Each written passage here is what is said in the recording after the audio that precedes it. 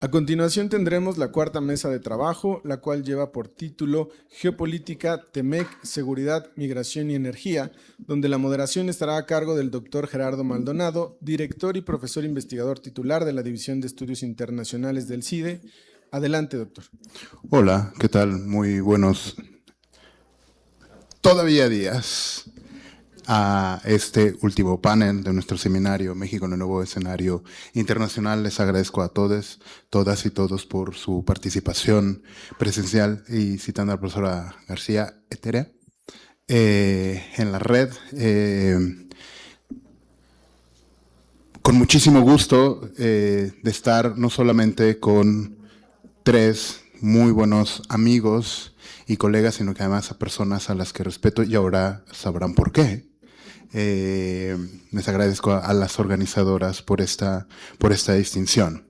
La primera de mis amigas y colegas a quien les pediré participar es a la doctora Natalia Saltalamacchia. Ella es doctora por la Universidad Complutense de Madrid, fue directora del Instituto Matías Romero en la Secretaría de Relaciones Exteriores y actualmente es jefa de la División Académica de Estudios Internacionales en otra institución amiga y colega de esta casa, que es el Instituto Tecnológico Autónomo de México, ITAM.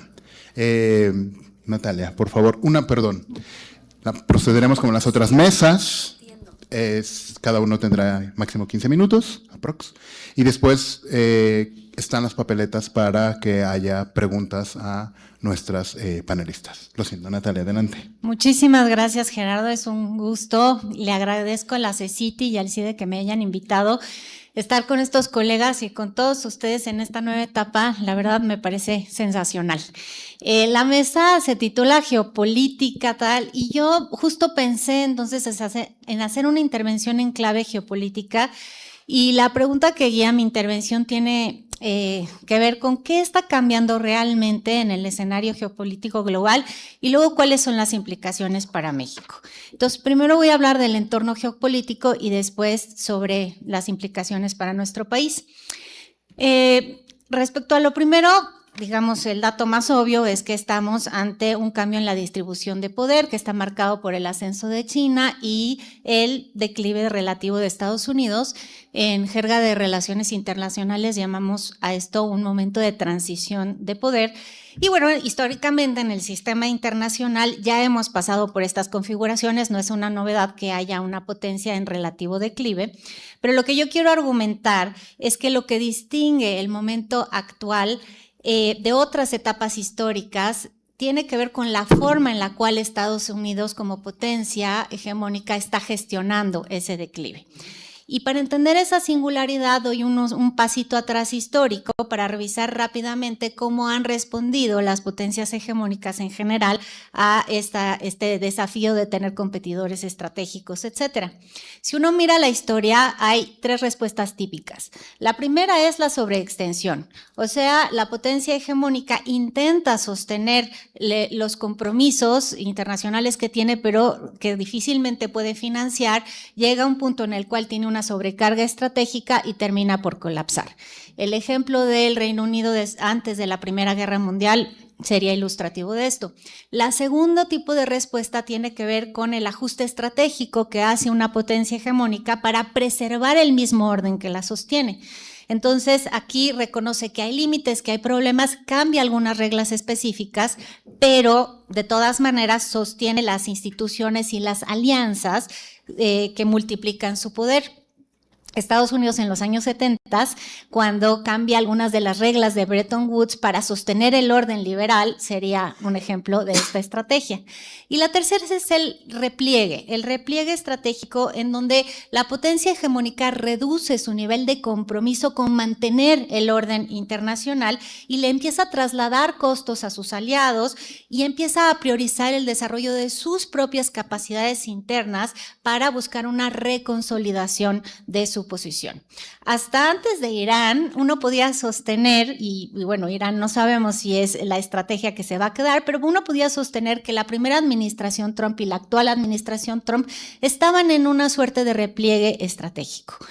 Pero el tema es que no es solo eso, porque eso lo hemos visto. Lo que es singular es que Estados Unidos también, el de Trump, está haciendo, la otra pata de su estrategia es la desinstitucionalización agresiva del orden internacional. Y eso sí es raro, ver que debilite deliberadamente las instituciones que han sostenido su propio poder. Eso es lo que me parece a mí singular. Entonces, el repliegue estratégico lo hemos visto, por ejemplo, en cómo les exige a los aliados de la OTAN que asuman más costos, en estar pidiendo que haya, o sea, quieren hacer un repliegue de tropas en Alemania y en Corea del Sur, dos aliados estratégicos. El retiro de Afganistán, de hecho, empezó durante la primera administración Trump, y al mismo tiempo esta segunda administración ha presentado la idea de hay que reindustrializar, necesitamos devolver a Estados Unidos su fortaleza en producción de un montón de insumos estratégicos, etcétera. La desinstitucionalización agresiva, que es más como una estrategia del caos, es generar, digamos, o salirse de las instituciones internacionales, debilitarlas o hacer como que no existen. Entonces vemos un Estados Unidos que se retira de la UNESCO, de la Organización Mundial de la Salud, del Consejo de Derechos Humanos de Naciones Unidas, del Acuerdo de París, que impugna el órgano de apelación de la Organización Mundial de Comercio, que impone aranceles a sus propios aliados y a sus propios socios. Entonces, todos estos ejemplos son para demostrar que lo que es singular de la situación actual en este escenario de transición de poder tiene que ver no con el ajuste, es normal que intenten el ajuste, sino el método. Es decir, yo creo que no hay precedentes de una potencia hegemónica que, manteniendo capacidades sustantivas como las mantiene Estados Unidos, debilite sistemáticamente las instituciones y las alianzas que han multiplicado su poder frente a potenciales competidores. ¿Qué tipo de orden entonces está surgiendo? Estamos en el momento, entonces veo tres cosas: un orden menos institucionalizado, más regionalizado y crecientemente más transaccional, lo cual tiene implicaciones. Primero, las reglas multilaterales pierden peso, no es que desaparezcan, pero dejan de ser ese eje alrededor del cual se organizaba una buena parte del sistema. Segundo, las relaciones bilaterales ganan centralidad, especialmente en temas estratégicos. Y tercero, emerge, aunque de forma todavía incompleta, una lógica de reclamos de esfera de influencia. Entonces vemos a Estados Unidos, por ejemplo, especialmente sensible sobre la presencia de China en América Latina, las presiones para que los países latinoamericanos no usen infraestructura estratégica de China o tecnología china, o que se retiren las empresas chinas del Canal de Panamá. No estamos todavía en un mundo de esferas de influencia definido y no estoy muy segura de que se vaya a concretar así en el futuro, pero sí es uno donde asoma esta lógica, y que lo vimos además muy anunciado con la autodenominada doctrina Monroe hace poco. ¿Qué significa para México, ¿no?, estos cambios en el orden internacional? Uno, una mayor presión bilateral. En un entorno menos institucionalizado, los amortiguadores multilaterales a los que a veces hemos recurrido se debilitan, y esto significa una relación con Estados Unidos que se vuelve más directa, más asimétrica, más exigente. Yo estudié el episodio de mayo-junio de 2019 y bueno, la amenaza de aranceles para obligar a Trump a reforzar el control migratorio mostró cómo los temas comerciales, los temas de seguridad, los temas de migración se entrelazaron en una lógica de presión directa en donde ninguna antigua regla valía. Otra implicación es que yo creo que cambia la naturaleza de la interdependencia. Hemos estado siempre acostumbrados a asumir que hay una relación de interdependencia simétrica con Estados Unidos basada en elementos económicos y demográficos, pero creo que en el escenario actual la interdependencia adquiere un carácter más geopolítico que antes. Entonces, el nearshoring, por ejemplo, abre oportunidades económicas para México, pero también implica una inserción más profunda en la estrategia estadounidense de competencia con China. Y desde el punto de vista de nuestra toma de decisiones, hoy tenemos que tomar en cuenta que todo lo que decidamos sobre inversiones, sobre tecnología, sobre cadenas de suministro, son observadas desde Washington en clave geoestratégica, no en clave de eficiencia económica o eficiencia comercial. Y la tercera implicación es que la búsqueda de autonomía, que en la mesa anterior se demostró todo el tiempo, nuestro tema es cómo encontramos espacios de autonomía frente a Estados Unidos, se vuelve más costosa, porque en un orden internacional más fragmentado, donde, no es que desaparece la posibilidad de decisiones autónomas en ciertos nichos específicos o en ciertos temas por parte de México, pero es más difícil de ejercer. Cada decisión externa, comercial, tecnológica, diplomática, puede ser interpretada como una señal de alineamiento o de desviación. Entonces, en esa lógica binaria tenemos que estar trabajando. No desaparece nuestro margen de maniobra diplomática, pero sí depende menos de reglas universales y mucho más de nuestras propias capacidades internas como Estado. Y de una diplomacia muy fina, como decía el doctor Meyer, y de un servicio exterior que debería reforzarse en lugar de debilitarse. Finalmente hablo de cuáles tipos de estrategias son viables para México en un entorno así con tantos cambios y evidentemente no es una estrategia de confrontación, pero tampoco debería de ser una estrategia de alineamiento automático con Estados Unidos. En lenguaje de relaciones internacionales, el camino intermedio se le suele llamar estrategia de hedging o de cobertura estratégica. Yo creo que un hedging disciplinado y pragmático es lo que necesita México. ¿Qué implica esto? Mantener una cooperación funcional y creíble con Estados Unidos en los temas que ellos consideran cruciales: seguridad, migración, cadenas de suministro. Evitar gestos innecesarios que puedan interpretarse por Washington como la introducción deliberada de competidores estratégicos en el hemisferio, pero al mismo tiempo esto no se puede traducir en un alineamiento político automático. O sea, México debe cooperar donde es necesario y tratar de mantener márgenes de maniobra donde es posible. Y para que sea posible hay que buscar a otros, que también la mesa anterior lo estaba diciendo. La obsesión con Washington se entiende, pero la Cancillería tiene que mirar más allá de Estados Unidos y no podemos olvidarnos del resto del mundo. Esta búsqueda de otras relaciones políticas y económicas nos ayuda a reducir algunas vulnerabilidades internas, pero al mismo tiempo, como yo decía, no podemos arriesgar que sean señales de política confrontacional. Entonces, ¿con quiénes trabajar? Pues el margen es con los que son afines o aliados de Estados Unidos en el resto del mundo también. O sea, los que no les resultan amenazantes. Corea del Sur, Japón, la Unión Europea, Noruega, los países de América Latina, aunque tengan un signo político contrario o distinto al de la 4T, es importante volver a buscar esos espacios en América Latina. Entonces, yo diría, en este contexto de política transaccional y de desinstitucionalización, el alineamiento político explícito, o lo que llamamos como bandwagoning con Estados Unidos, a mí no me parece que sea la opción. Lo digo porque me han preguntado, ¿y por qué no ya decimos que estamos del lado de Estados Unidos y no de China? Punto, se acabó. Ese tipo de alineamiento yo creo que no garantiza todos los beneficios que parecería, que sí introduce riesgos y que además hace que entonces el valor estratégico de México como socio disminuya. Por eso yo creo que esa carta no la deberíamos jugar así. Dos cositas más para terminar, Gerardo.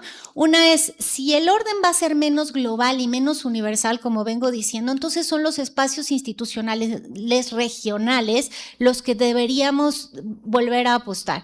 Y en ese sentido, yo creo que no hay que trabajar solo en la regionalidad del TEMEC, que por supuesto es lo más importante, pero también hay que volver a mirar la Alianza del Pacífico. Urge recuperar las relaciones diplomáticas con el Perú, la CELAC, los foros regionales de migración, los foros temáticos que existen a nivel regional, porque a nivel global las reglas cada vez van a ser menos densas. Y por último, y este es mi punto final, hay que prestar mucha atención a nuestra propia capacidad estatal. En un mundo más transaccional y menos institucionalizado, la autonomía externa depende mucho más de las capacidades internas de los estados. ¿Por qué? Pues bueno, a ver, cuando estaba el orden internacional basado en reglas, por muy imperfecto que fuera, las normas multilaterales y las instituciones ofrecían ciertos márgenes de protección frente a la asimetría de poder. Permitían a países como México recurrir a mecanismos institucionales o quizá procesar tensiones dentro de marcos más colectivos. Si, como vengo diciendo, estos elementos pierden peso, si las reglas estructuran menos a las relaciones internacionales, entonces lo que adquiere mayor relevancia es la capacidad propia, la de cada Estado, para sostener sus decisiones y gestionar las presiones externas. En este contexto, yo creo que la defensa de nuestros intereses frente a actores externos depende de factores internos como la capacidad de implementación efectiva de políticas, el control territorial, la certeza regulatoria. No podemos estar cambiando el marco institucional todos los días, la coordinación de instituciones nacionales. Y yo creo que este punto, porque se hablaba de esto en la mesa anterior, se ve muy clarito en materia de seguridad. Yo creo que lo que puede disuadir a Trump, que una pregunta que le hicieron al doctor Heredia, lo que puede disuadir a Trump de usar drones o usar su fuerza unilateralmente para atacar a cárteles en México, no es desde luego la preocupación por el respeto al derecho internacional, sino que es que el Estado mexicano sí se demuestre eficaz en resolver con sus propios medios este asunto. Entonces, es la capacidad interna la que nos permite la defensa de los intereses frente al extranjero. Y cierro diciendo que en estos momentos de transición, pues sí importa mucho, desde luego, la fuerza y el poder, pero también la capacidad de discernimiento. ¿Qué es lo que cambia? ¿Qué es lo que permanece? ¿Y cuáles son los nuevos márgenes de acción? Y todo eso requiere muchísima capacidad analítica, pensamiento estratégico, una política exterior sofisticada y que tenga más recursos. Yo creo que este sí es un punto en el cual la política exterior no puede ser un recurso pensado como periférico, como ha venido pasando. Entonces yo pues hago votos porque en esta nueva etapa de la Cancillería, que me alegro que también haya comenzado, pues podamos ver una agencia del Estado mexicano que tenga un poquito más de peso, un poquito más de recursos y de atención. Muchas gracias.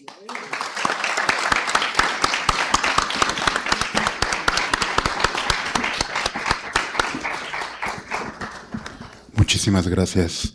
La siguiente participante es la profesora Nuti Cárdenas. Ella es egresada de esta institución en la licenciatura de Ciencia Política y Relaciones Internacionales, doctora en Ciencias Políticas y Sociales por la Universidad Nacional Autónoma de México y actualmente profesora investigadora titular en Estudios Internacionales.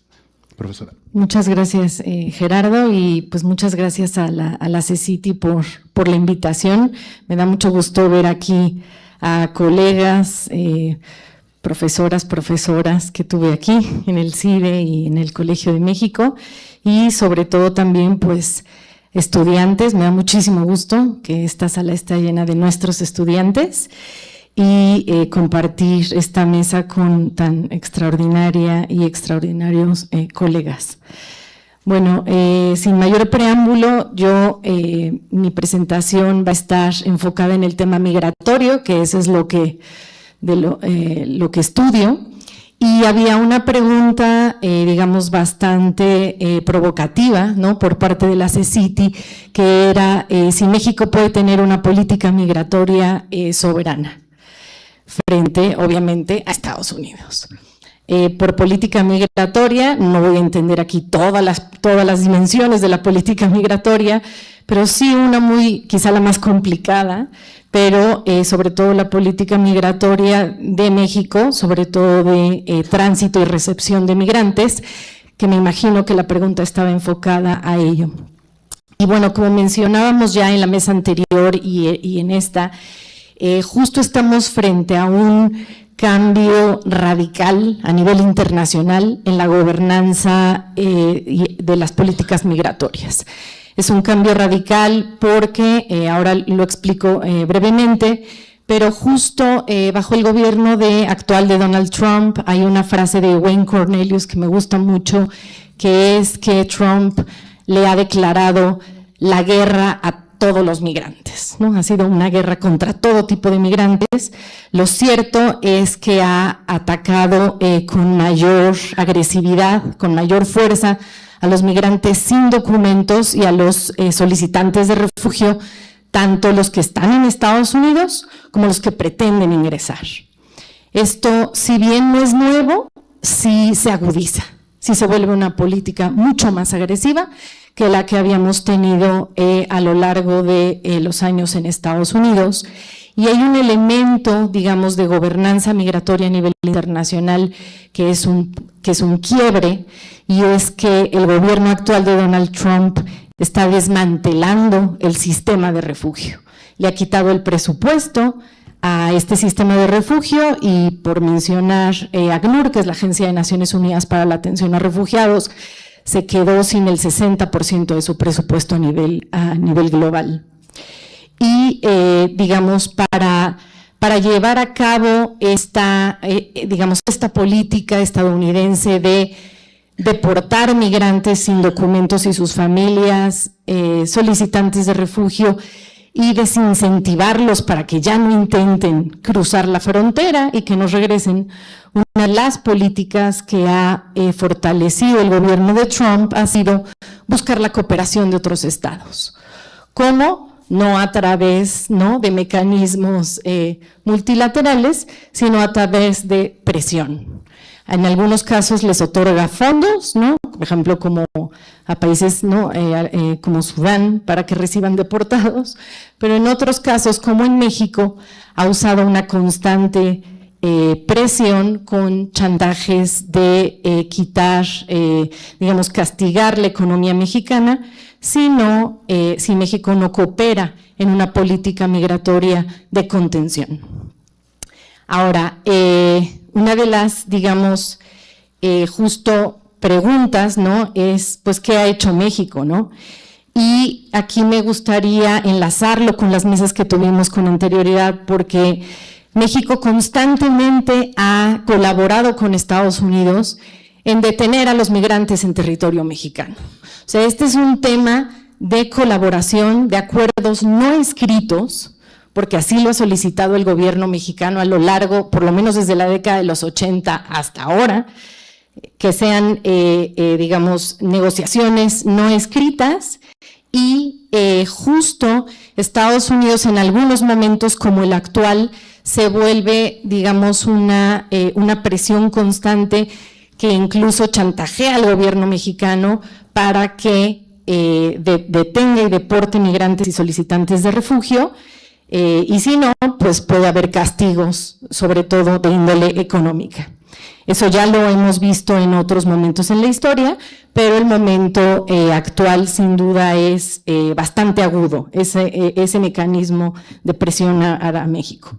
Ahora, México ha tenido una política que prioriza, esta política migratoria prioriza la contención migratoria en detrimento de la movilidad humana y la defensa de los derechos humanos. Y muchas veces se piensa que esto es solo porque sigue el lineamiento de Estados Unidos. Pero lo cierto es que México también responde a la propia agenda del gobierno nacional, que eso es un poco lo que decía Carlos Heredia en la mesa anterior. Hay elementos con los que México responde que no le podemos adjudicar todo a la presión de Estados Unidos o a la visión de migración y seguridad estadounidense, sino a la mexicana. Y aquí quisiera mencionar algunos ejemplos, ¿no? México ha colaborado, el ejemplo con el que podemos ver esta colaboración con Estados Unidos en la detención y deportación es que desde los 80 para acá México detiene y deporta más centroamericanos que Estados Unidos. Eso es un hecho que muchos de acá conocemos. Y justo recientemente México ha cooperado en la deportación de no nacionales, llevándolos de frontera norte a Tabasco y a Tapachula, dejándolos a su buena suerte, No tenemos datos al respecto de cuántos son, pero afortunadamente algunos actores locales en Estados Unidos han revelado que, por ejemplo, México ya cooperó con Estados Unidos en acuerdos secretos y son aproximadamente, por ejemplo, 6,000 cubanos que ha deportado, más se calculan otros 5,000 de otras nacionalidades. Y estas detenciones y deportaciones que hace México, las hace con el Instituto, ¿no? El Instituto Nacional de Migración, en colaboración con Guardia Nacional, y es el Instituto Nacional de Migración, después de las policías municipales y estatales, el organismo más militarizado en México. ¿Y a qué me refiero? A que tiene el mayor número de personal militar en retiro o en activo funcionando. Esta es una política deliberada del gobierno mexicano, de quien se encarga de hacer estas detenciones y deportaciones, y las prácticas de estos agentes del Instituto Nacional de Migración con formación militar distan mucho de la protección de derechos humanos. Ahora, también México ha endurecido su política de refugio. Tenemos a la Comisión de Atención a Refugiados, que ha visto mermadas sus funciones porque en un 50% de su capacidad, ¿no? Se restringió el 50% de la capacidad porque Estados Unidos le quita dinero a ACNUR y dependía de los fondos del ACNUR. Pero aquí también es curioso, y además en un momento donde las solicitudes de refugio crecen, en el 2003 eran 2,000 y ahora tenemos unas solicitudes que oscilan 150,000 solicitudes de refugio. Pero también hay que recordar que el propio gobierno mexicano de la Comisión de Atención Integral a la Frontera Sur le quitó 60 millones de pesos a la CONAR. Entonces debilitó aún más la capacidad operativa. Y esto hay un ejemplo muy concreto que es un problema para los solicitantes de refugio, que en la ley tienes 45 días para que procesen tu solicitud de refugio. Pues eso ahora tardó ya no 45 días, sino 6 meses y ahora hasta 9 meses para que puedan procesar tu solicitud de refugio. Entonces hay una disminución de la capacidad operativa y también hay política de México de no entregar ya visas digamos, por razones humanitarias, que te permitían obtener trabajo en lo que te daban de entrevista para la solicitud de refugio. Y deliberadamente, ¿no? Con algunas entrevistas que hemos hecho a funcionarios, México ha retirado la expedición de estas visas por razones humanitarias. Ahora, también hay un tema ahí que me parece que tiene que ver con la capacidad y el interés del Estado mexicano, que tiene que ver con las alianzas con las organizaciones de la sociedad civil. Siempre han sido, las organizaciones de la sociedad civil son fundamentales para dar la atención a refugiados y migrantes. Y el gobierno federal por lo menos ha hecho 2 acciones que golpean directamente a estos actores. Una es que desde el gobierno, desde el 2018, eliminó la posibilidad de que estas organizaciones de la sociedad civil fungieran como intermediarios, para que el gobierno federal gestionara la ayuda directa con la gente. Entonces, le quitas financiamiento y por el otro lado, los albergues de migrantes tienen más o menos en un radio de entre 100 y 500 metros retenes militares. Ante esta política, pues los migrantes desisten de entrar a los albergues porque les da miedo ver un retén militar. Entonces, estas son acciones directas del gobierno mexicano hacia actores clave que sirven para poder gestionar esta política migratoria. Y quiero, digamos, ir cerrando mi intervención con que justo hace 6 semanas aproximadamente el gobierno federal anunció una nueva ley de migración, una nueva ley de movilidad humana, y cambiarle al Instituto de Migración el nombre por un Instituto Nacional de Movilidad Humana, en aras de tener una política migratoria no tanto en el tenor de seguridad y contención, sino del respeto a los derechos humanos. Esto suena muy bien, pero digamos que en la práctica las acciones que les acabo de comentar deberían de ser atendidas Y más allá, digamos, no es necesaria la creación de una nueva ley, porque México ya tiene la firma de acuerdos internacionales, protocolos de acción, tiene una ley de migración, una ley de refugio y la propia Constitución mexicana, donde donde se respetan, se garantizan, por lo menos en la ley, todos los derechos de los migrantes y refugiados. Y hasta aquí lo dejaría. Gracias.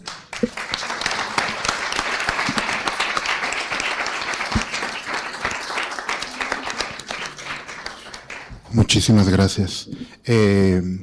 Por último, le doy ahora la palabra al profesor Miguel Rábago. Él es licenciado en Derecho por el ITESO, doctor en Derecho por la Universidad de Salamanca en España y actualmente es profesor investigador titular en la División de Estudios Jurídicos aquí en el CIDE. Profesor Rábago. Bueno.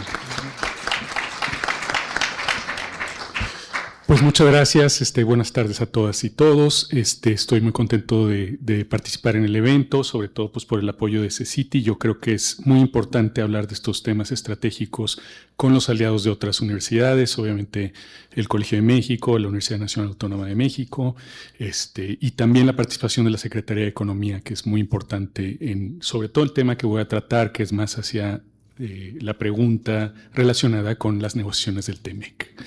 Primero que todo, hay muchas cosas donde seguir, digamos, la discusión que se ha dado en estos 2 días en función del TEMEC. La primera de ellas es que eso es otro tiempo completamente. Es decir, cuando se estaba negociando el Tratado de Libre Comercio de América del Norte en los 90s, estamos hablando de un hábitus de los abogados y los economistas, siguiendo un poquito a Bourdieu, completamente distinto. Es decir, prevalecían unas teorías neoclásicas, específicas de apertura de mercado, de desarrollo a través de inversión extranjera, un momento político muy particular, y también en el ámbito jurídico, yo soy de la División de Estudios Jurídicos, los abogados son muy particulares, por eso algo de lo que hacemos en la División de Estudios Jurídicos son los estudios sociojurídicos, y los estudios sociojurídicos se han encargado durante mucho tiempo de estudiar cómo se organizan los abogados. Los negociadores jurídicos del Telecán, de esto hay alguna literatura muy interesante, empezando por un estudio muy clásico de Saleh y Garth, ¿no? Relativo a cómo se insertan los abogados en estas peleas palaciegas entre los economistas y los abogados, que se dieron especialmente en América Latina en los 90s y que también formaron una nueva ola de abogados reformadores estudiados en Estados Unidos, con unas nuevas formas y de unas reformas jurídicas que derivan también del Telecán. Tuvimos un impacto regulatorio después del Telecán, sobre todo en 93, enorme, que cambiaron la ley de propiedad industrial, la ley de propiedad intelectual, la ley de competencia económica, el capítulo de arbitraje comercial del Código de Comercio, un montón de legislación, por decir alguna, ley de normatividad. Entonces hay entre trasplantes jurídicos, ¿sí? Es decir, tomar modelos jurídicos de una forma que se entiende que es económicamente más viable, ¿sí? Y también una formación sociojurídica de abogados específicos que tratan a que son reformadores y que tienen ciertos convencimientos, ciertos lugares comunes en los cuales la apertura comercial era lo que se tendría que hacer. Hoy estamos en otro momento completamente. Si vemos y hacemos el análisis de los abogados que se están dedicando a derecho económico internacional, no es que hemos cambiado muchísimo, pero hay, digamos, en la academia sectores mucho más críticos al sistema que se consolidó durante los 90s y en los 2000s. Concretamente, así como se decía, no política industrial en economía, en derecho se hablaban de non-trade issues, es decir, medio ambiente, non-trade issues. Trabajo, non-trade issues. Explotación infantil, non-trade issues. Todo eso es comercio, hay que potencializar el comercio, lo demás no importa. Así como hay los compartimientos que hablaban en las relaciones con Estados Unidos y México, hay los compartimientos jurídicos de los que se dedican al comercio internacional y los que se dedican a derechos humanos o a otras áreas. A esto lo llama Martí Koskeniemi la fragmentación, digamos, del derecho internacional, no muy típica. Entonces yo quiero hablar rápidamente de algunos temas generales del TEMEC y de la renegociación que me parecen importantes y algunas cuestiones de mis intereses, tocando muy poquito al final cuestiones que no soy experto en migración y de energía, pero que creo que se tienen que mencionar que son muy importantes. Entonces, la primera cuestión, estamos en un hábitus completamente distinto, yo creo, hay gente que no ha cambiado de hábitus, que siguen creyendo y es muy difícil cambiarlo el sector jurídico, los abogados de las empresas, los abogados que negocian, digamos, cierto tipo de contratos con empresas transnacionales siguen teniendo esta forma de ver, está muy dominado por esa forma de ver, pero hay, digamos, un nuevo espíritu crítico, por lo menos en la academia y en ciertos sectores gubernamentales y en ciertos gobiernos en la región también, abogados públicos de la región. El tema principal, yo creo, es que cambiamos también un paradigma económico de apertura comercial, en lo que lo más importante era garantizar acceso a mercado, sobre todo mercancías, servicios financieros y inversión extranjera, a un paradigma, digamos, de consolidar cadenas de producción. La gobernanza jurídica de estos dos elementos es muy distinta. En uno de ellos es nada más celebrar acuerdos, nada más no es mucho, pero digamos se limita a las negociaciones bilaterales o regionales en los cuales garantiza ciertas reglas de entrada que pueden o no ser violadas, ahora vamos a entrar a eso, ¿no? Y lo segundo es una serie de medidas jurídicas mucho más complejas que regulan toda la cadena de producción. A veces en las que no existe una presencia comercial ni física, digamos, en el lugar, en que los contratos son creados, digamos, en función de los beneficios y de evadir, digamos, ciertas obligaciones regulatorias estatales, laborales, ambientales, de otro tipo. Entonces es una forma muy distinta de entender. Por lo que entiendo, y no conozco bien las negociaciones, no he hablado con el gente de la Secretaría de Economía últimamente, pero parece ser que Estados Unidos viene, por lo que vienen los comunicados de prensa y todo, muy fuerte con la consolidación de las cadenas regionales de producción o cadenas de valor. Esto no es de sorprender porque hay un documento muy interesante que no viene de esta administración, que es el Decreto de Emergencia Económica de Biden y que habla, digamos, de la consolidación y de la urgencia, inclusive tomando medidas sin aprobación del Congreso, para efectos de consolidar ciertos sectores que se entendían muy urgentes durante la crisis del COVID-19. ¿Cuáles son? De que no hemos hablado hoy, sector alimentario, ¿sí? Semiconductores y baterías eléctricas, y el tema también, inclusive en migrantes agrarios, en abrir un espacio que hasta el presidente Trump también ha abierto en ciertos momentos, ¿no? Para trabajadores temporales en materia agrícola, ¿no? Entonces hay algunas cosas que, digamos, no deberían de sorprender tanto, es decir, son prioritarias y esas cadenas de producción están ahí, digamos, en las intenciones, no solo de esta administración, sino de antes. Ahora, vamos un poquito a la negociación de lo que tenemos ahora, del TEMEC. Es un instrumento distinto al Telecán, no solamente distinto en, digamos, completamente distinto en muchos sentidos, tiene mucho del Telecán, es una renegociación, pero tiene un espíritu distinto en algunas cosas.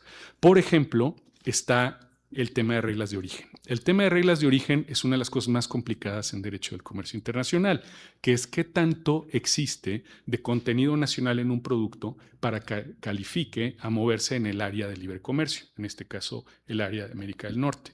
Por primera vez en un acuerdo se incluyen, digamos, bueno, ya había incluido Estados Unidos algunas de estas disposiciones, pero digamos de manera muy clara, en las reglas de origen, una disposición relativa a las reglas de origen del sector automotriz de salarios mínimos de un porcentaje del contenido nacional. Un poquito complicado.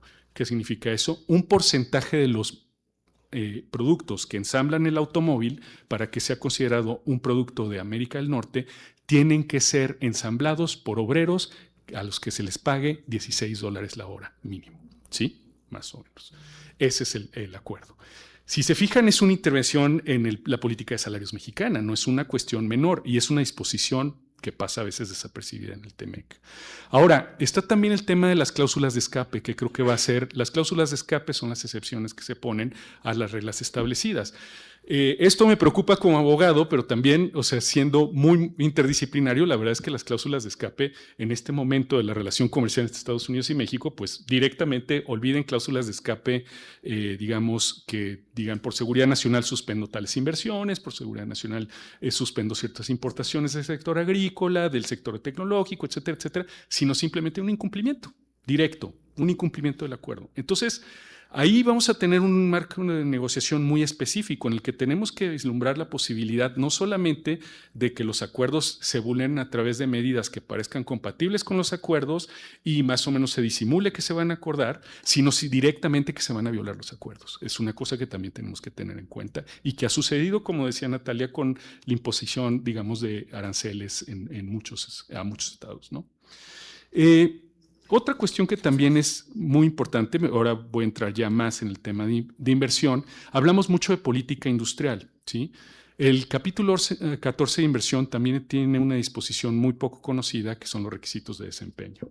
Si nosotros queremos mantener una política industrial que tenga contenido nacional, restricciones a acceso al agua, zonas preferentes de distribución y producción industrial, etcétera, etcétera, esas medidas pueden ser consideradas, porque el abanico de protección del capítulo 14 es muy amplio, como incompatibles a los estándares del capítulo 14, ¿sí? Lo que implica que pueden detonar diferentes arbitrajes entre inversionistas y el Estado mexicano. Y lo han hecho. Aquí tengo más o menos el dato. Estos son solo arbitrajes de CIADI, es una forma de resolución de controversias del TEMEC, pero hay otros casos y hay otros tratados fuera del TEMEC en los que hay resolución de controversias en materia de inversiones y que tenemos más casos que estos, pero me concentro en los de TEMEC y los administrados por el CIADI, que es un órgano de administración de arbitraje del Banco Mundial, ¿sí? Y básicamente el CIADI ha manejado hasta ahora 1.132 casos, ¿sí? 1.132 casos, ¿eh? No es poca cosa, ¿sí? Hay un incremento muy alto en los últimos años de los casos presentados. En caso de TEMEC, o sea, son 20, de Telecán son 54 en total, pero de esos 20 que hay de TEMEC, 16 son contra México, ¿sí? Del Telecán, de los 54 que hay, 34 son contra México. Y son de todo tipo de medidas regulatorias ambientales, medidas regulatorias relativas a desechos tóxicos, sector financiero, apuestas, recolección de basura en municipios, cosas muy importantes y de políticas públicas muy fundamentales para el Estado. Ahora, los dos puntos que hay sobre esto, digamos, son o el de sociedad civil y las personas que se oponen, digamos, en cierta medida, o que han sido víctimas o que han sido afectados por las inversiones de megaproyectos en ciertos lugares, por los indígenas, campesinos, etcétera, etcétera, que dicen el capítulo de inversión del TEMEC es la forma en que abogados básicamente planean muy ingeniosamente destruir el marco regulatorio del Estado. Así, ¿sí? Es una especie de seguro privado para inversionistas, porque como fue concebido el Telecán, inclusive la intención de una inversión es cubierta, las afectaciones a tus paquete accionario, digamos, en la bolsa de valores es una inversión, es decir, una definición muy amplia, ¿sí? Todos los sectores están incluidos, cada vez en TEMEC se restringieron más. O la otra visión que dice un poquito, que Fausto comentó en su presentación, es una forma de garantizar el sistema jurídico y la estabilidad jurídica. Sí, está bien que hay muchos cambios regulatorios, sí, está muy bien que la reforma judicial no cayó muy bien en muchos sectores, pero también, digamos, la capacidad regulatoria del Estado, sí, yo creo que yo tengo una posición intermedia, sí puede estar comprometida si no negociamos bien los diferentes espacios que tenemos que negociar en el 14. Con el caso que Canadá y Estados Unidos ya se salieron del sistema de resolución de controversias de inversiones en el TEMEC de inversionistas y Estado, sino que lo remiten a Estado-Estado. Ahora, esto que parece, bueno, pues vámonos Estado-Estado y es una cosa más política, tampoco es una solución tan clara, porque significa que tienes una combinación muy peligrosa de intereses entre empresarios y empresas estadounidenses y los intereses del Estado con un ejecutivo por lo menos impredecible en este momento. Y que también es un ejecutivo que viene del sector privado y que tiene unas relaciones muy particulares con el sector privado estadounidense. Entonces, también eso hay que considerarlo, creo. Bueno, hay otros casos. Vean también que del total de 74 casos que tiene, ya vémoslos en los acuerdos regionales, México solo tiene 8 casos bajo otros acuerdos de promoción y protección recíproca de inversiones, que tenemos decenas, ¿no? Entonces, vean lo importante que significa o la importancia que tiene, ¿no? Ahora, saltando un poquito al sector agrícola, yo diría que estos dos sectores, el sistema de resolución de controversias y los requisitos de desempeño, son 2 factores muy importantes en la negociación del TEMEC. El segundo sector, que a mí es de interés personal, pero también me parece que no hemos hablado lo suficiente en este seminario sobre él, es el sector agrícola. Tenemos un problema, digamos, de presión hídrica. Vean, el último reporte de la OCDE de México es el estado del OCDE con mayor presión hídrica, con mayores afectaciones por cambio climático, posibles afectaciones por cambio climático. Entonces son 2 cosas que no podemos negar. En sector agrícola, y voy cerrando un poquito, ¿no? Está el tema de soberanía alimentaria, pero también tenemos un caso, digamos, relativo a la ley de maíz genéticamente modificado y de glifosato, y tenemos muchas presiones, inclusive en las últimas visitas y en las reuniones previas entre el secretario de Economía y el US Trade Representative. El tema de glifosato y de maíz genéticamente modificado es un tema, ¿sí? Es un tema que traen alto en la agenda de la negociación y va a ser un tema que va a ser complejo en negociar. Y que también el gobierno federal tiene una agenda muy fuerte, digamos, en la creación, digamos, desde tortillerías, utilización de maíz criollo, cortar cadenas de producción en la Ciudad de México para tener acceso de maíz más cercano. Es decir, es un tema que se viene bastante fuerte, ¿sí? El tema del agua, Carlos lo mencionó, Heredia, es otro tema que no hemos mencionado lo suficiente. Y nada más les digo, ya entramos a esta negociación con un acuerdo de provisión de agua, digamos, en el acuerdo bilateral que tenemos de manejo de la cuenca fronteriza. Entonces, es decir, ya entramos con una negociación previa y ya entramos con unas cuotas de agua mayores en un momento de sequía. Estamos en una sequía exactamente en esa área, y con otra, que eso tiene que ver con energía, en una franja fronteriza de uso de agua, que sería el agua que utilizaríamos si hacemos fracking en la cuenca de Burgos, Tamaulipas, ¿eh? Es otra cosa que también hay que tener en cuenta, ¿sí? Migración no voy a hablar mucho, yo creo que hablaste muy bien, y voy a hablar también del cambio del Instituto Nacional de Migración, etcétera, etcétera. Solo recordarles que se dice el TEMEC no tiene nada que ver con la migración, completamente cierto, pero tiene una apertura ahí extraña, que es el movimiento de personas de negocios, ¿sí? Que tiene que ver, y si se fijan en Estados Unidos es un tema, es una parte de la ruptura que hay entre Trump y Elon Musk, fue el tema de visados para gente experta en el sector tecnológico, ¿sí? Entonces, no es cualquier cosa, sí, es algo que creo que se podría abrir más. Creo que el comité de trabajo sobre movimiento de personas de negocios no hay ninguna negociación, no creo que en la negociación pueda hacerse algo, pero hay que tenerlo en cuenta. Creo que en el tema migratorio tenemos que tener todas las cartas abiertas, ¿no? En muchos sentidos. El tema de refugio, iba a comentar lo mismo que comentaste tú, pero sí ya es momento también de tener una política de refugio mucho más sólida. Tenemos una demografía que está cambiando muchísimo. Tenemos, digamos, el tema de los migrantes de paso o transmigrantes o todos los nombres que le hemos puesto desde la academia. Ya es un tema también de seguridad social, de inclusión laboral, etcétera, etcétera. Y hay cosas que no estamos haciendo a niveles más pequeños. Carlos Heredia y el profesor García Tejera de la DEG están trabajando en una cuestión con ACNUR y en una de inclusión de refugiados en el ámbito laboral mexicano y en México en general. Y uno de los problemas que tenemos son temas bancarios, por ejemplo, el registrar una cuenta, el transferir fondos, que tenemos una nueva regulación relativa al lavado de dinero y de transferencias la semana pasada. Es decir, hay muchas cosas que se pueden hacer internamente, como se decía, ¿no?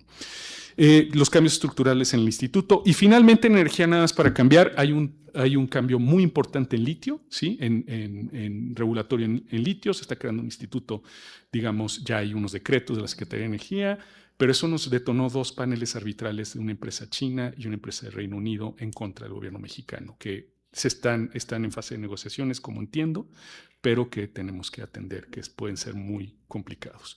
Está el tema de importaciones de gas y cómo se va a cubrir, digamos, y cómo va a ir en las negociaciones del TEMEC, que es algo también delicado. Tiene un capítulo de energía, que México en 94 llegamos con un régimen jurídico muy robusto, constitucional, cerrado hacia la inversión extranjera, hacia la participación extranjera, y luego ya en el TEMEC llegamos en otra posición y ahora tenemos otra posición jurídica. Entonces hay que ver qué está sucediendo. Y el tema de transición energética energética y cambio climático. Las reglas de origen ahí también van a ser importantes, sobre todo si queremos hacer, como hizo la CECITI con DINA y con otros productores, vehículos eléctricos. DINA acaba de sacar ya lleva un tiempo un autobús eléctrico, y digamos, si queremos exportar esos autobuses, pues de dónde vienen las baterías es 100% mexicano el de DINA, pero digamos, sabemos lo que significan y lo que van a apretar con las reglas de origen y lo que dependemos de ciertos insumos, sobre todo la República Popular de China. Entonces, yo lo dejaría ahí, perdón si me pasé un poquito. Muchas gracias.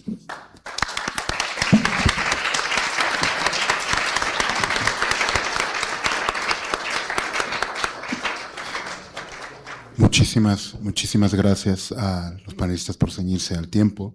Supongo que habrán entendido por qué admiro yo tanto a mis colegas.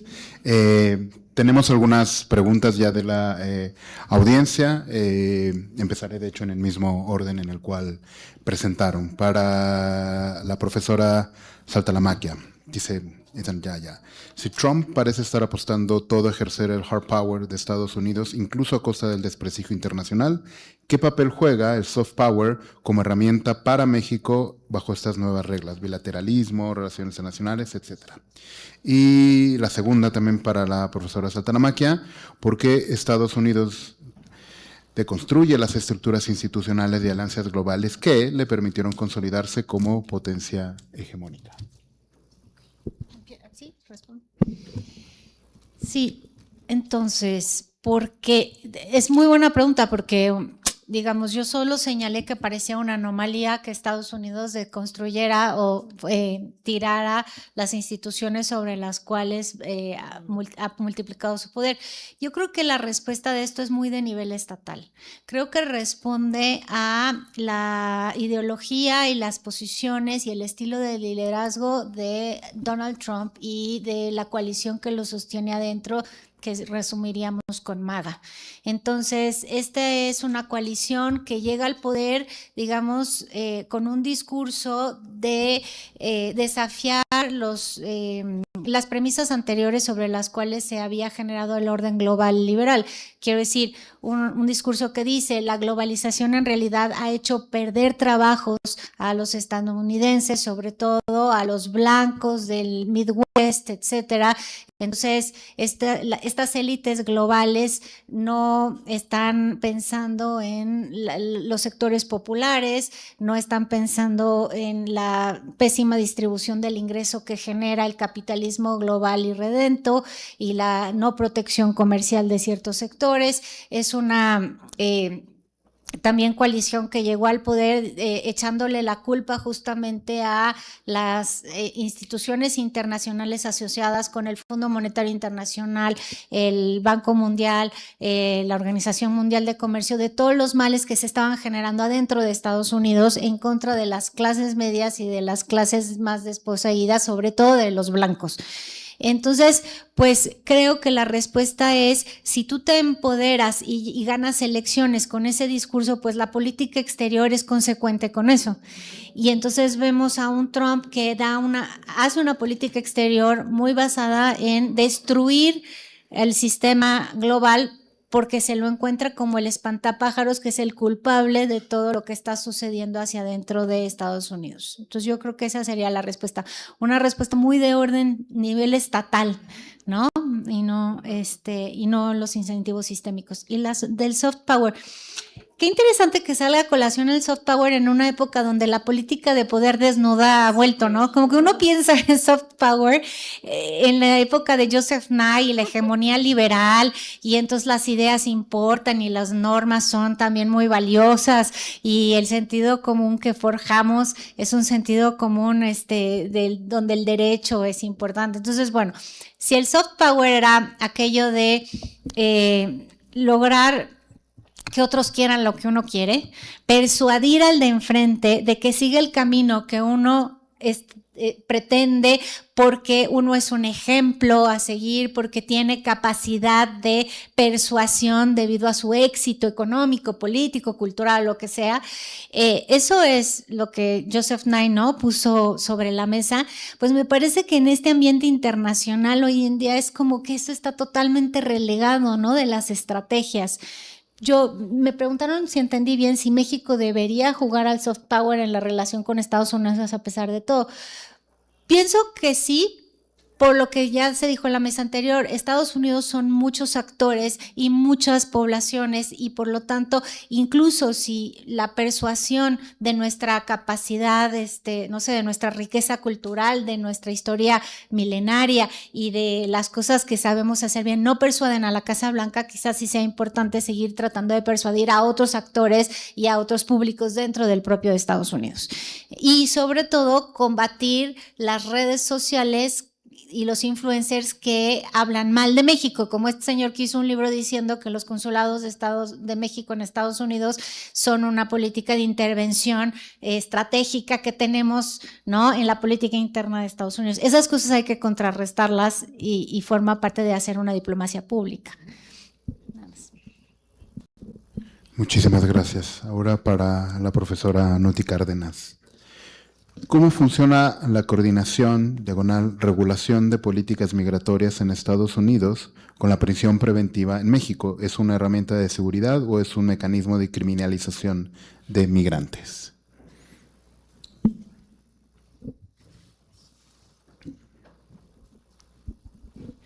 A ver, déjame ver si entendí bien la pregunta.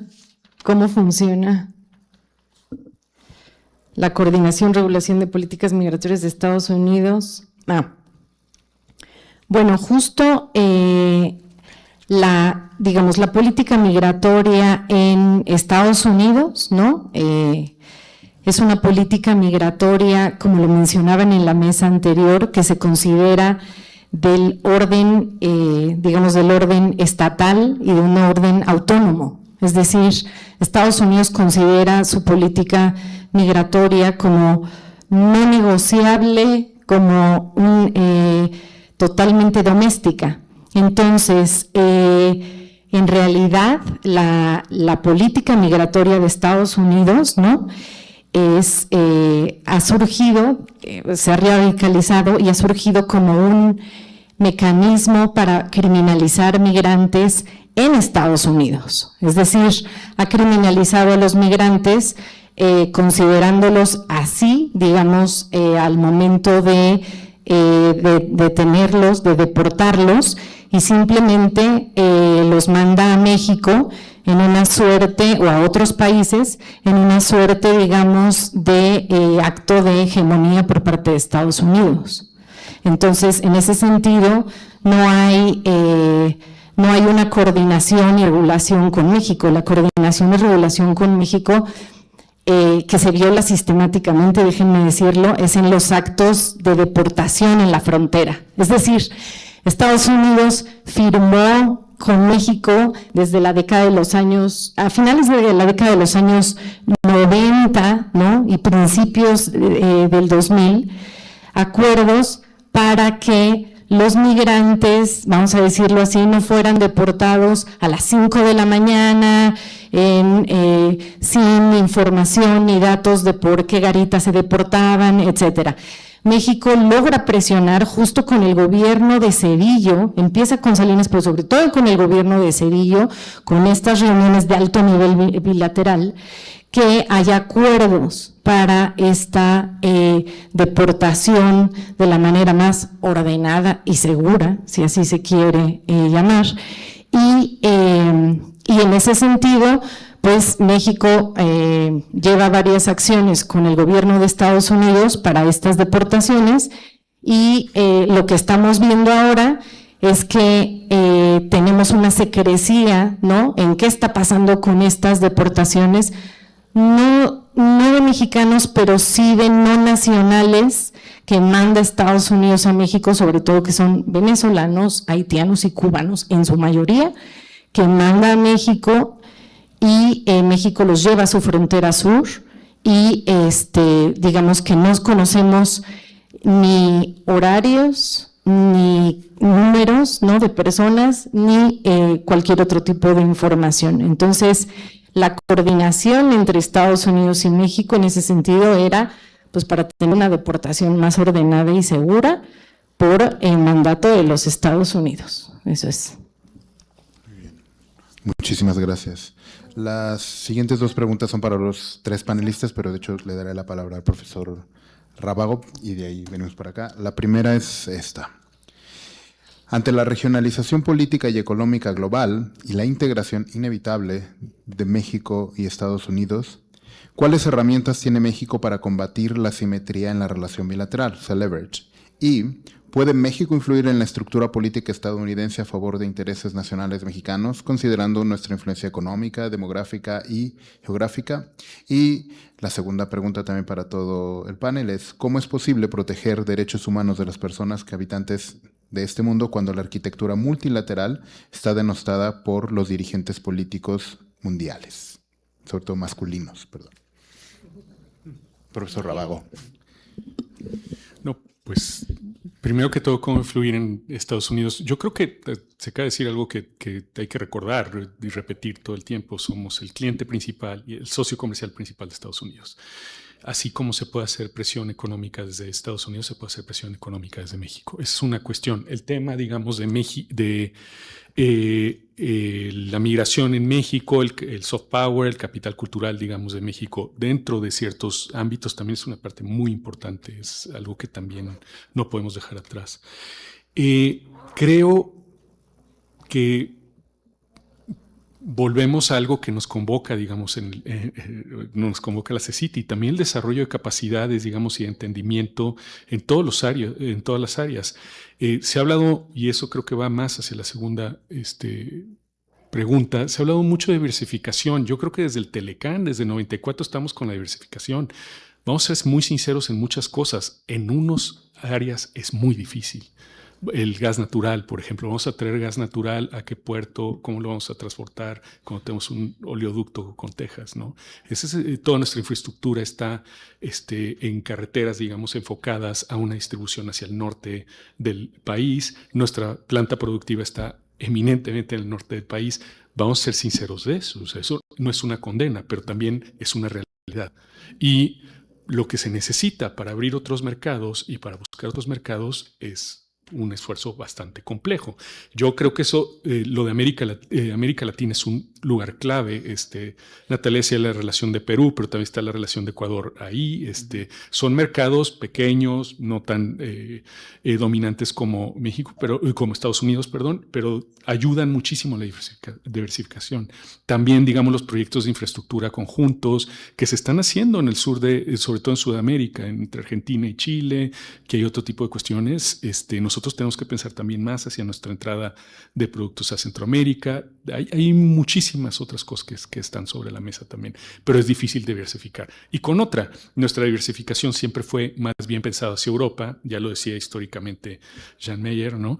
Pero la diversificación ahorita con Europa es particularmente difícil, ¿sí? En muchos sentidos.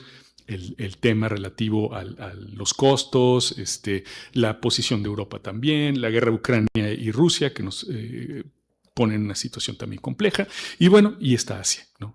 Y África, que son otros lugares que tenemos que diversificar y que no se ha buscado, o se ha buscado, digamos, respecto a China, pero no respecto a Corea o otros estados, ¿no? Bueno, había una pregunta sobre derechos humanos, ¿no? Aquí es cierto, en el tema migratorio, ¿no? La cuestión que yo les mencionaba de una apuesta o propuesta por parte ahora del gobierno federal de tener una política migratoria más con una visión de derechos humanos. Muchas veces se piensa como algo muy, digamos, como algo muy etéreo, ¿no? O como algo muy como imposible de alcanzar, pero hay acciones muy concretas que se pueden hacer. Es cierto que estamos cuesta arriba, sobre todo por lo que les mencionaba de un deterioro de la relación con las organizaciones de la sociedad civil, que sí, en el tema migratorio por lo menos siempre son como esos actores de facto que dan atención a los migrantes. Entonces, en ese sentido, sí hay muchos, digamos, esfuerzos que se pueden hacer a nivel nacional para tratar de defender derechos humanos en lo más concreto, que es el acceso a la salud, a documentos de identidad, a una cuenta bancaria, a vivienda, etcétera. Y allá son apuestas que se tienen que hacer desde el nivel local. No se tiene que pensar solamente como algo federal, sino a nivel local y en alianza con varios actores. Y en ese sentido, digamos, lo que sí puedo celebrar es que por lo menos se está convocando ahora para discutir esta nueva ley a organizaciones de sociedad civil, academia, expertos, cosa que se había dejado de lado. O sea, todos los consejos consultivos migratorios, pues prácticamente quedaron vacíos. Entonces, quizás sea una buena señal, no lo sé, ya fuimos convocados a una reunión, ¿no?, académicos para discutir esta propuesta. Entonces, en ese sentido, sí, repito, estamos cuesta arriba, pero creo que podría ser un cambio, espero. Y con respecto a la otra pregunta, sí me gustaría justo pensar, vamos a tener que tener, como decía Natalia, apelar más a la capacidad que tenemos, ¿no?, a la capacidad estatal, y digamos, sobre la pregunta de qué herramientas tiene México para combatir la asimetría en la relación bilateral, yo ahí no sé si sería como combatir la asimetría, pero sí hay una estrategia, por lo menos con Estados Unidos, que creo que se nos ha olvidado y tendríamos que ejercerla más, que es justo tener más diálogo con actores locales en Estados Unidos. El gobierno de Carlos Salinas, pues quiero decir que lo hizo con una, digamos,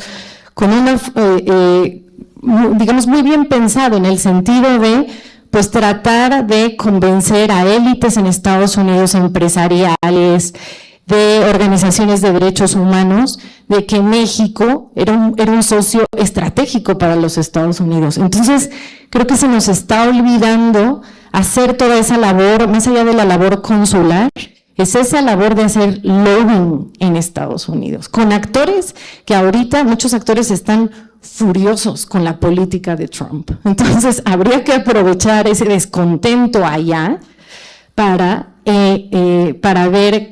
abrir más canales de comunicación y de impacto en, digamos, de México en diferentes actores en Estados Unidos. Gracias. Pues solo brevemente sobre el tema de los derechos humanos. A ver, sí, en efecto se construyó desde el año 45 una arquitectura global de protección de los derechos humanos. Para ser honestos, ninguna de las tres potencias que hoy están surgiendo, así como las que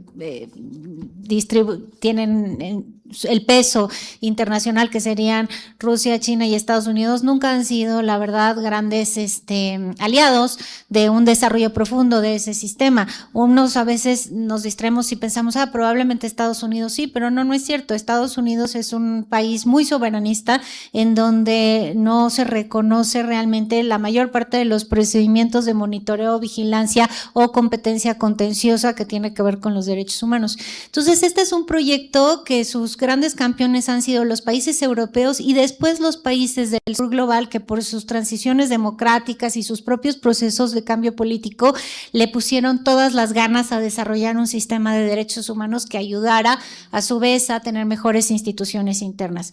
Entonces, yo diría, claro, los vientos no soplan a favor del liberalismo político a nivel global, pero los que desarrollan más la arquitectura internacional, los europeos, pues siguen estando de ese lado mayormente. Esperemos que Orbán pierda la elección próximamente.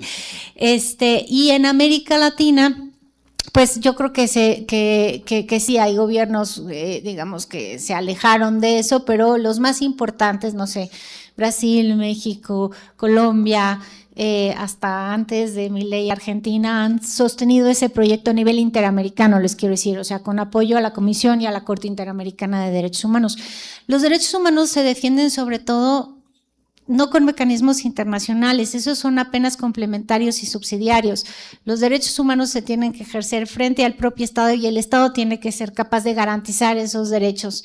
Entonces, pues, ¿cómo podemos defenderlos en el mundo? Pues, la verdad, fortaleciendo otra vez, lo vuelvo a decir, instituciones nacionales. Estas son las verdaderas instituciones que pueden hacer la diferencia.